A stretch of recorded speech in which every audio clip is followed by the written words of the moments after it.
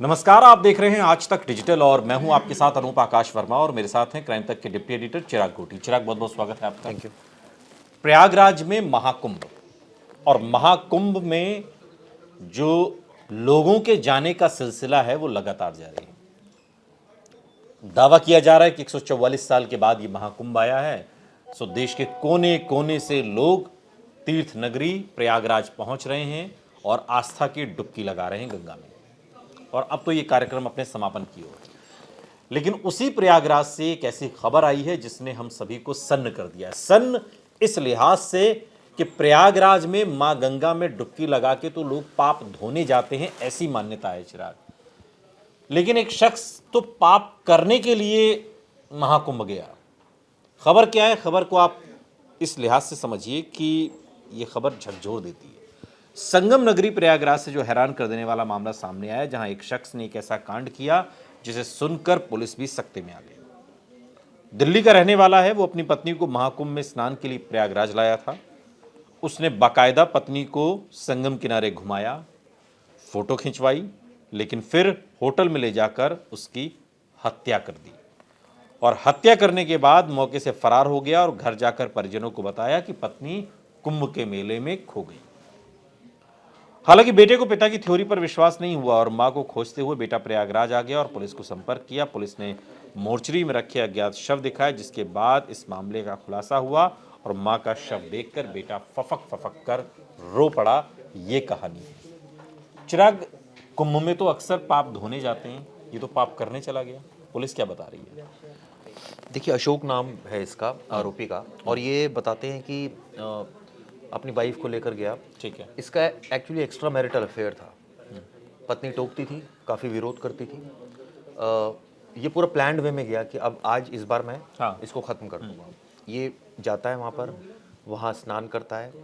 बीवी को भी, उसकी वाइफ भी स्नान करती है, मीनाक्षी उसका नाम है। उसके बाद वीडियो एक बनाता है ताकि घर वालों को, सबको ये एविडेंस यकीन हो कि हम कुंभ में ही आए हैं। उसके बाद ये रात में एक लाउंज में चला जाता है और ये लाउंज भी ऐसा ही ढूंढता है जहाँ पर कोई डॉक्यूमेंट्स चेक नहीं हो और इसकी वैसे ही एंट्री हो जाए, चेक इन वैसे ही हो जाए। अब ये बड़ी विचित्र बात है कि इस लाउंज में भी कोई चेकिंग नहीं हुई। हालांकि ऐसा तो आमतौर पर होता नहीं, लाउंज चाहे छोटा हो चाहे बड़ा हो। तो ऐसा उसको मिल गया और ये गया और F4 जो कमरा नंबर है वो इसने लिया। आप सोचिए, ये हथियार भी लेकर गया और इसने गुस्से में एकदम मौका पाकर वॉशरूम में अपनी वाइफ का कत्ल कर दिया। इसके बाद इसको कुछ नहीं सूझा उस समय कि जब इसने कत्ल कर दिया तो ये भागने लगा और इसने गेट को बाहर से लॉक करके ये निकल गया। ये निकल कैसे गया, ये अपने आप में बड़ी विचित्र बात है। ठीक है, देर रात निकला, किसी को पता नहीं चला, फिर ये अपने घर पहुंच गया। आप सोचिए, होटल में सुबह हंगामा मचा, जब गेट उन्होंने खोला, कोई मतलब कोशिश की गेट खोलने की, कोई जवाब नहीं आया, तो देखा तो अंदर लाश पड़ी थी, खून से लथपथ। अब आइडेंटिफाई किया गया कौन है भाई ये, तो आइडेंटिफिकेशन में कई सीसीटीवी पुलिस ने देखे आसपास के, तो एक शख्स जाता हुआ नजर आया, लेकिन अब वो कौन है पुलिस को कैसे पता। इस बीच झूसी पुलिस है, वहाँ पुलिस स्टेशन है, वहाँ पर एक लड़का जिसका नाम अश्वनी है वो पहुँचता है और वो कहता है जी मेरी मदर गायब है। फिर तस्वीर दिखाई गई तो, और फिर बॉडी भी दिखाई गई तो वो रोने लगा, कहा ये मेरी माँ है, पूरी कहानी बताई। अब सवाल ये उठता है कि उसके किसने मार दिया। उसके फादर तो कह रहे थे जी कुंभ में खो गई और वो यहाँ उसने देखा डेड बॉडी पड़ी है। और पुलिस ने ये कहा कि अपने फादर को यहाँ बुलाओ किसी बहाने से। अब वो किसी बहाने से, ये कहानी में थोड़ा सा झोल है जो मुझे भी समझ नहीं आया वो कैसे आ गया इतना इजीली, क्योंकि नेचुरली किसी को भी शक हो जाएगा वापस प्रयागराज क्यों बुला रहा है, क्योंकि वो अपनी फैमिली से कहकर गया था और खासकर पिता से कि मैं ढूंढने जा रहा हूँ। तो अब वो कैसे आ गए ये पुलिस की कहानी बता रही है। तो वो आए तो उनको गिरफ्तार कर लिया। वो यही बताई कहानी किस बहाने से बुलाया? अब ये भी साफ नहीं है, स्टोरी में नहीं लिखा है कहीं भी। और ये भी साफ नहीं है कि वो बुलाया गया या पुलिस ने कहीं रेड डाल के उनको गिरफ्तार किया, क्योंकि यूजुअली इस तरह के आरोपी वापस क्यों आएगा। अब वापस क्यों आएगा? वो तो और अलर्ट हो जाएगा, भाग जाएगा कहीं। लेकिन परिवार को क्या इस बाबत पता था उनके अफेयर के बारे में? नहीं, ये भी अभी अंडर इन्वेस्टिगेशन है। लेकिन ऑब्वियसली वाइफ को तो पता था, तो मुझे लगता है बच्चे को भी पता ही होगा। घर में ये बात छिपती नहीं है और वो ऑब्वियसली विरोध भी करते होंगे, लेकिन वो मानता नहीं होगा। सफाई कर्मचारी है वैसे तो वो। तो उसने आप सोचिए कि एक कहानी बनाने की कोशिश की जिसमें वो पहले फ़ोटो खिंचवा रहा है, फिर उसको अपलोड कर रहा है, फिर लाउंज में जाके मर्डर कर रहा है और फिर वहाँ से भाग रहा है, फिर ये बता रहा है कि खो गई कुंभ में। और जो थ्योरी निकल कर सामने आई है एक्स्ट्रा मैरिटल अफेयर की, क्या यही वजह है या वजह कुछ और है बताई ये जा रही, इस दिशा में भी क्या पुलिस की जांच है? देखिए, और कोई रीज़न नज़र नहीं आ रहा मारने का कि भाई क्यों मारेगा अपनी वाइफ को कोई ऐसे। और काफ़ी बड़ा बच्चा है इनका, काफ़ी साल हो गए शादी को भी, और परेशान कोई भी लेडी इसको बर्दाश्त नहीं करेगी इस तरह की हरकत को। अगर कोई एक्स्ट्रा मैरिटल किसी का होगा तो नेचुरल सी बात है, तो वो विरोध करती होगी। तो अभी इनिशली तो यही रीज़न समझ में आ रहा है, बाकी जांच अभी इसमें चल रही है। और ये भी एक बड़ी अजीब सी बात है कि बेटे के बुलावे पर वो कैसे आ गया। हाँ, ये भी बड़ी अजीब सी बात है। अब महिला से भी पूछताछ की है जो जिससे अफेयर की बात, लेकिन आप सोचिए ना, एक घटना ने कितने सारी, उसकी जो बेटा है उसकी तो माँ भी चली गई, फादर भी अरेस्ट हो गया इसमें अब तो ये कहानी मतलब बड़ा अजीब सा था कि पहले वीडियो बनाया उसने, उसको अपलोड कर रहा है, उसके बाद वो एक गलत कहानी पोर्ट्रेट कर रहा है पुलिस के सामने, और फिर इस तरह से काफ़ी वक्त से चल रहा होगा रिलेशनशिप, जो मुझे जहाँ तक आइडिया है, क्योंकि ये ऐसी चीज़ें नहीं होती जो चिपके रहे। क्या पुलिस की जांच में ये कुछ इनपुट्स निकल कर आए हैं कि आरोपी ने खुद क्या कबूलनामा किया है? आरोपी ने बताया दिमाग में क्या चल रहा था, उसकी प्लानिंग, ये कब से तैयारी चल रही थी, उसने कुंभ को ही क्यों चुना? क्योंकि ये काम तो वो कहीं भी जाके कर सकता था, उसने कुंभ को ही क्यों चुना फिर, क्योंकि जहाँ पे इतनी ज़्यादा भीड़ ऑलरेडी है?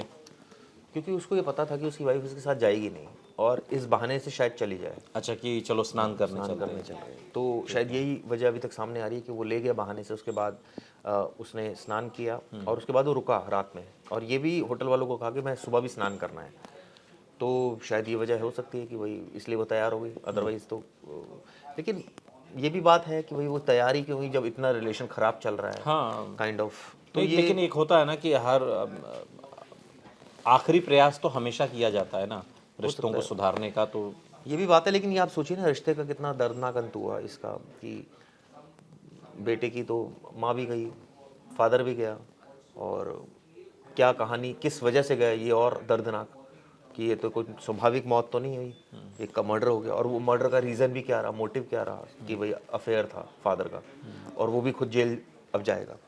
तो ये बड़ा एक मतलब डिस्टर्बिंग एलिमेंट है सोसाइटी का, जिसमें लोग नहीं मानते। और अब पुलिस की इसमें क्या कार्रवाई हो रही है? अरेस्ट कर लिया, उसको जेल भेज दिया है, लेकिन कार्रवाई यही है कि एविडेंस कलेक्ट किए जा रहे हैं, जो और सबूत हैं। तो इसमें पुलिस की जो सबसे ज़्यादा वो रही, ये कहा जा सकता है कि ईजी रहा पुलिस के लिए, क्योंकि खुद ही लड़का आ गया।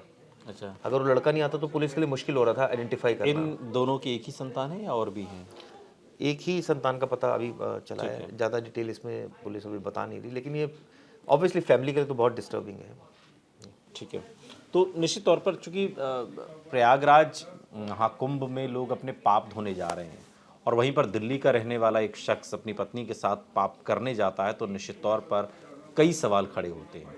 लेकिन ये एक सामाजिक चिंतन का भी विषय है कि कोई रिश्ता अगर इस हद तक ख़राब हो गया है, पति पत्नी के बीच का ही क्यों ना हो, तो उसकी परिणति ये नहीं होनी चाहिए किसी की जान लेकर जो की जाए और उसके बाद अपना रास्ता बनाया जाए, क्योंकि ऐसे भी कोई रास्ता नहीं बन सकता। इसमें संबंध विच्छेद हो सकता है, लेकिन संबंध को ख़त्म करने के लिए इंसान को ख़त्म कर देना, ये सोच लेना, ये बहुत गैरवाजिब और बहुत ही ज़्यादा चिंता का विषय है। और अपराधी एक शख्स इसमें बन गया है, और वो आरोपी अब पुलिस की गिरफ्त में है, सलाखों के पीछे। बहुत बहुत शुक्रिया चिराग इस तमाम जानकारी के लिए। यहाँ रुक रहे हैं, लेकिन आप कहीं जाइएगा नहीं, बने रहिए हमारे साथ, देखते रहिए आज तक डिजिटल। गर्मियों की छुट्टी होने वाली थी, मेरे पापा आने वाले थे, तो हम लोग सभी खुश थे। तो मैं एक बेड पे चढ़ के डांस कर रहा था, लेकिन वो पहले ही आ गए। फ्रीज। तो मैं उस समय तो कंटिन्यू नहीं कर सकता था ना, तो फ्रीज फ्रेम टाइप का हो गया। कसम पैदा कर